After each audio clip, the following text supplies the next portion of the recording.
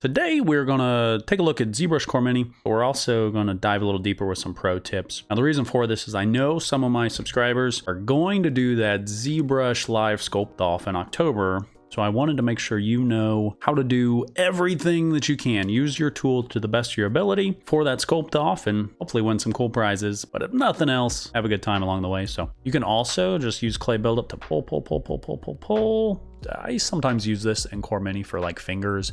Not that this is a finger right now, just the process of scribbling back and forth, making little circles to pull out this shape. This one's called Local Transformations. Let's say I wanted to sculpt something and pull it out and pull it out. So I'm just using clay buildup and going back and forth, back and forth. I'm sculpting, and then my view that's rotating around is like the center of my mesh, which means if I wanted to sculpt on that end arm, I need to pan, and then I can keep on sculpting. But look what happens whenever I press this little button. So if I turn on local, let's do that same thing.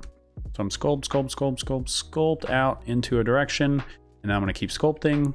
That pivot point is no longer in the center of this mesh, but it's focused where my last like brush stroke was.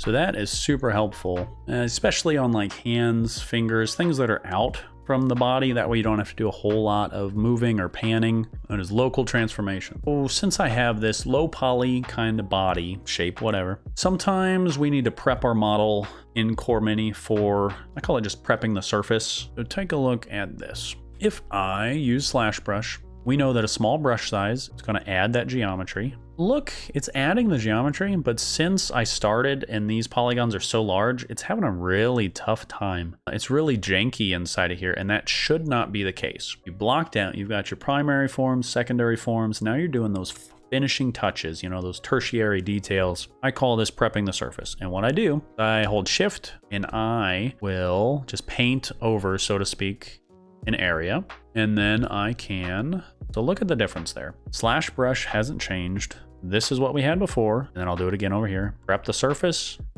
Because I have a smaller brush size, it's adding those details. And since these are smaller polygons, I can come in here with the slash brush and get some awesome details. So I don't know if you can see that on the stream, but there's a big difference between this one, and all that happened because I prepped the surface to get those details. Let me see, this guy just has these really cool things on his head. If I go to flat color, and I can just go back to whatever color I'm sculpting on, I can go to flat color and just look at the silhouette. It's not gonna let me see any of the details or like inside the mesh. Do all my sculpting here, whatever. Turn on flat, and I can look at the silhouette to see how it reads. Like, oh yeah, see? That stuff there screws up the silhouette of the chin. So don't be afraid to turn on flat color. It can help you really get that good silhouette. So Disney Infinity style would be pretty challenging inside of Core Mini, but I found with the pinch brush, if we use a very high intensity, so you can see how it's like sharpening that peck, and I could come up if I wanted. Just hit some of those shapes, and this is just kind of willy-nilly. But with a higher intensity, you can see it's really pinching to this very sharp kind of look. So if Disney Infinity were your thing, which I love, it's something you could do, kind of add some style to your sculpts in Core Mini. So let's say this was the shot that I want to work on. I'm not so concerned about the back. Let's look at the poly count back here. Okay, that's not terrible. But if it were something like I've sculpted all over this thing, all you have to do is say, I want it to be dense here. And then let's get a larger brush size.